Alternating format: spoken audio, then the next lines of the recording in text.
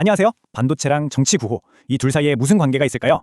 오늘 저희가 깊이 들여다볼 한 분석 자료는요, 바로 이 정치적 구호 하나가 대한민국의 심장과도 같은 반도체 산업을 어떻게 흔들 수 있는지 그 위험성을 아주 날카롭게 지적하고 있습니다. 자, 바로 시작해볼까요? 네, 바로 이 문장입니다. 오늘 이야기의 시작점이죠. 정치권에서 나온 이 말이 글쎄요, 단순한 어떤 제안이나 아이디어를 넘어서 한국 산업 전체의 근간을 위협하는 신호가 될 수 있다고 이 자료는 아주 심각하게 경고하고 있습니다.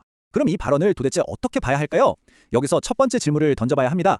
이게 과연 국가의 미래를 위한 진지한 정책 고민일까요?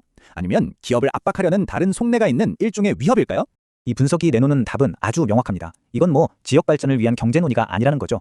그보다는 특정 기업을 정치적인 틀 안에 가둬놓고 문제 해결보다는 자신들의 프레임을 관철시키려는 시도에 가깝다고 보고 있어요.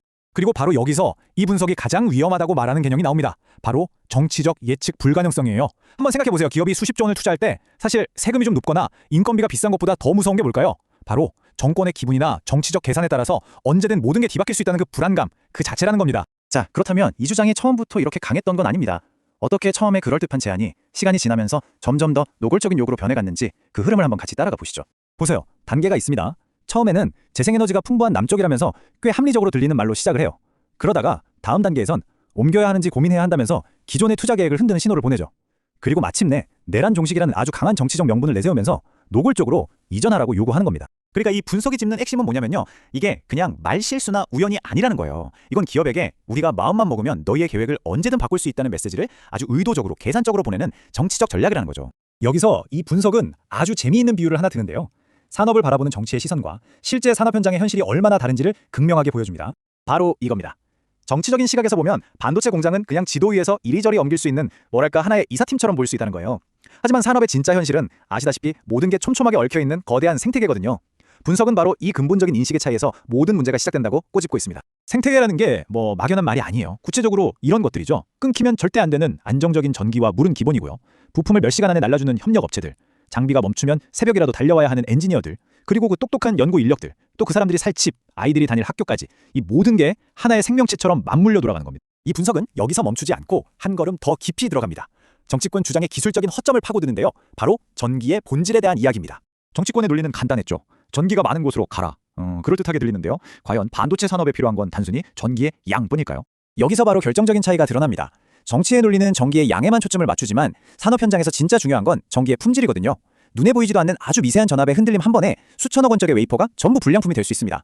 그러니까 얼마나 많으냐가 아니라 얼마나 깨끗하고 안정적이냐가 핵심인 거죠. 결국 이 자료가 비판하는 지점은 이겁니다. 재생에너지라는 듣기 좋은 구호만 외칠 뿐 정작 그 에너지를 반도체 공장에 쓸 수 있을 만큼 안정적인 품질로 만들기 위한 전력망 보강이나 인프라 같은 진짜 중요한 기술적 고민은 쏙 빠져 있다는 거예요.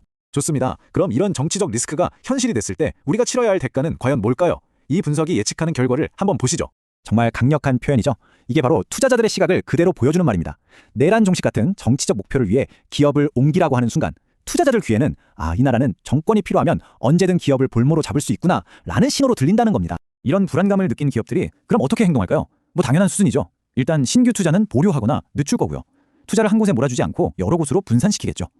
그리고 최악의 경우에는 다음 공장은 아예 한국이 아닌 해외에 짓는 걸 고려하게 될 겁니다. 그러니까 이런 식의 정치가 만들어내는 결과물은 지역 균형 발전이라는 장밋빛 미래가 아니라는 겁니다. 오히려 코리아 리스크, 즉 국가 리스크 프리미엄이라는 추가 비용을 만들어낼 뿐이라는 게 이 분석의 결론입니다. 그리고 그 비용은 결국 우리 모두가 함께 부담하게 될 거라고 경고하고 있죠. 자, 이제 저희가 쭉 살펴본 이 분석이 내리는 최종 결론입니다. 상당히 단호하고 또 아주 직접적입니다. 이 자료는 이 모든 상황을 단순히 잘 몰라서 벌어지는 무능의 문제로 보지 않습니다. 그 선을 확실히 긋고 있어요. 이건 국가의 핵심 산업이 어떻게 돌아가는지 모르거나 혹은 알면서도 정치적 이득을 위해서라면 흔들어도 괜찮다고 생각하는 무책임의 문제라고 딱 잘라 규정합니다. 그리고 그 무책임이 불러올 대가는 정말 혹독합니다. 국내 투자는 얼어붙고 핵심 인재들은 해외로 떠나고 수많은 협력업체들은 매일 불안에 떨게 되겠죠. 이 분석은 결국 이 모든 것이 대한민국의 국가 신뢰도 하락이라는 아주 심각한 결과로 이어질 거라고 예측하고 있습니다. 오늘 저희가 살펴본 분석은 바로 이 한 문장으로 끝을 맺습니다. 반도체를 키우는 게 아니라 오히려 겁박하고 있다는 이 날선 비판. 우리는 이 목소리를 어떻게 받아들여야 할까요? 그 판단은 시청자 여러분의 몫으로 남겨두겠습니다.